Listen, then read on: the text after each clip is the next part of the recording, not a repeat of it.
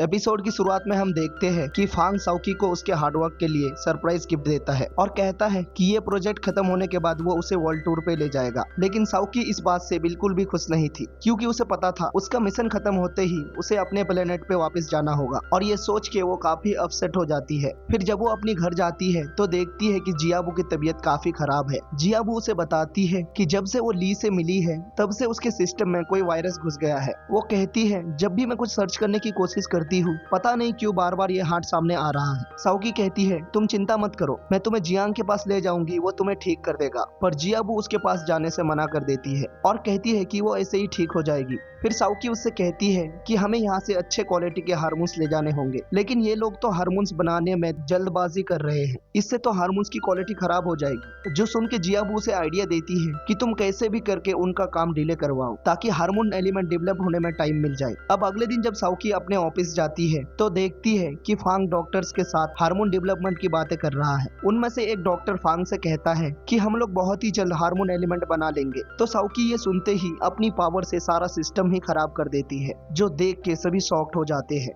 एक साइंटिस्ट फांग को बताता है कि सारा सिस्टम ठीक होने में कम से कम 1 हफ्ते का टाइम लग जाएगा, और साउकी ये सुन के मन ही मन खुश होने लगती है। फांग जितना जल्दी हो सके सिस्टम को ठीक करने बोलता है और साउकी को लेके हार्मोन कलेक्ट करने चला जाता है, जहां साउची सोच रही थी कि ये हार्मोन कलेक्टर सही से काम नहीं करेगा, इसीलिए वो फांग के साथ मस्ती करने लगती है। पर तभी वो नोटिस करती है कि उसमें तो बहुत सारा एलिमेंट कलेक्ट हो गया है, जो देख के वो काफी शॉक्ड हो जाती है। तो फांग उसे बताता है कि डॉक्टर ने इस हार्मोन कलेक्टर को अपग्रेड कर दिया है, इसलिए अब वो पहले के मुकाबले डबल स्पीड में काम कर रहा है। ये सुन के साउकी का मूड ही खराब हो जाता है। अब अगले सीन में वो मीटिंग में होती है, जहां वो सोच रही थी कि कैसे भी करके ये प्रोजेक्ट डिले हो जाए, पर उसका उल्टा हो जाता है और सारा काम नॉर्मली चलने लगता है, जिससे कि वो काफी अपसेट हो जाती है।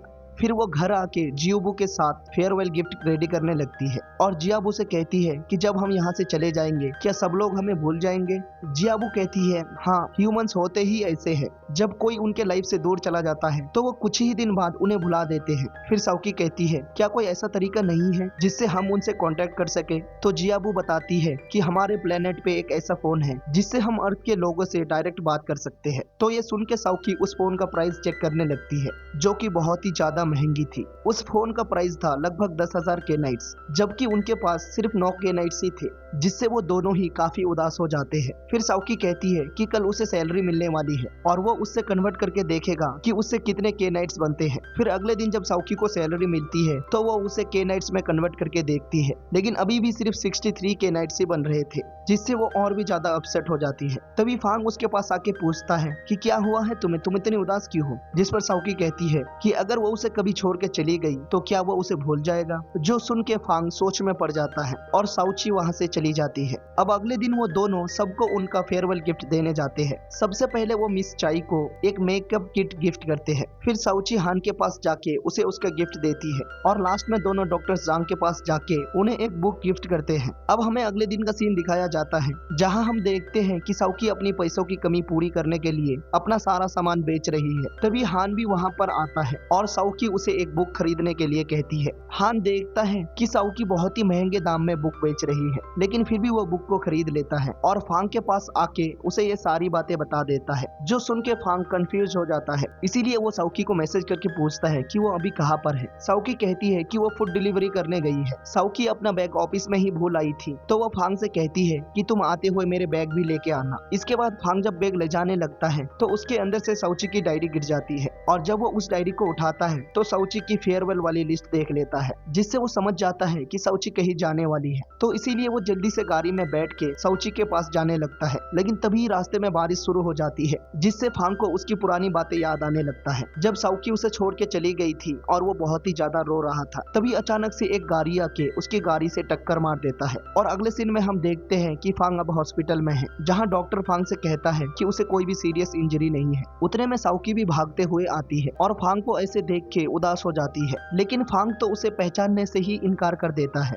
जिससे हान और साउकी दोनों ही शॉक्ड हो जाते हैं। तभी हान समझ जाता है कि वारिस की वजह से फांग की मेमोरी चली गई है और इसीलिए वो साउकी को पहचान नहीं पा रहा है। तो वो तुरंत साउकी को बाहर भेजता है और फांग को साउकी का फोटो दिखा के कहता है कि आप इसके साथ डेट कर रहे थे और बहुत ही जल्द शादी भी करने वाले थे। लेकिन फोटो देखने के बाद भी फांग को कुछ भी याद नहीं आ रहा था। तो वो साउकी के पास जाके उसे बता देता है कि एक्सीडेंट की वजह से फांग की याददाश्त चली गई है, जो कि कभी भी वापस आ सकती है, लेकिन तब तक तुम्हें उसका ख्याल रखना होगा। साउकी ये सब सुन के बहुत ही ज्यादा परेशान हो जाती है। अब हमें अगले दिन का सीन दिखाया जाता है, जहाँ साउकी फांग की मेमोरी वापस लाने के लिए वही ड्रेस पहन के आती है जो फांग ने उसके लिए पसंद किया था, लेकिन वो देखने के बाद भी फांग को कुछ याद नहीं आ रहा था। तो इसीलिए वो दूसरा तरीका अपनाती है और उसके सामने फ्राइड चिकन लाके उसे वही बातें बताने लगती है जो फांग उसे फ्राइड चिकन के बारे में बोला करता था। फिर वो फांग को उठाने जाती है और कहती है, तुम मुझे ऐसे ही उठा के ले गए थे और बोले थे कि मैं तुम्हारे सिवा किसी और के साथ फ्राइड चिकन नहीं खा सकती। लेकिन फांग इससे भी इनकार कर देता है और कहता है, मैं ऐसा जंक फूड खाता ही नहीं और तुम्हारी ये बचकानी ट्रिक मुझ पे काम करने वाली नहीं है। जो सुन के साउकी को गुस्सा आने लगती है, लेकिन फिर भी वो हार नहीं मानती और उसे जिम वाली बातें याद दिलाने लगती है। पर फांग उसकी हरकतों से परेशान हो चुका था, तो इसीलिए वो उसे छोड़ के चला जाता है। अब अगले दिन साउकी फांग के लिए कुकिंग कर रही होती है, लेकिन उसे पता ही नहीं था कि खाना बनाते कैसे है और पूरे घर में धुआं धुआं कर देती है। फांग ये देख के उससे कहता है, जब तुम्हें खाना बनाने को मालूम ही नहीं है तो दूसरी बार किचन जलाने की क्या जरूरत थी। जो सुन के साउची उससे कहती है, तुम्हें कैसे पता कि मैंने पहले भी खाना बनाया है। लेकिन फांग उसकी बातों को टाल देता है। साउची को उसके ऊपर शक था कि कहीं वो झूठ तो नहीं बोल रहा है, तो वो पता लगाने के लिए फांग को ड्रिंक कराने का प्लान बनाती है और डिनर के टाइम उसे बहुत सारा ड्रिंक कराती है और ड्रिंक करने के बाद फांग बच्चों की तरह हरकतें करने लगता है। साउकी उससे पूछने लगती है, क्या तुम्हें पता है मैं कौन हूँ? पर फांग उसकी बातों का जवाब नहीं देता और बाहर घूमने जाने की जिद करने लगता है। इसी के साथ इस एपिसोड की एंडिंग हो जाती है।